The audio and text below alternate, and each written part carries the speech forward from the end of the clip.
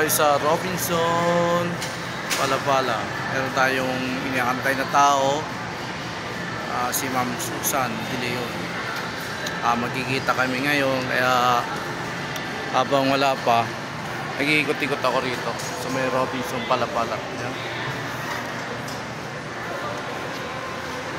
Ang linis ng Robinson, napakalamig.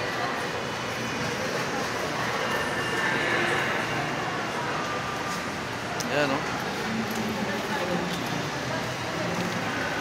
Ayan, mga naglalakad. Pasyal na kayo rito sa Robinson.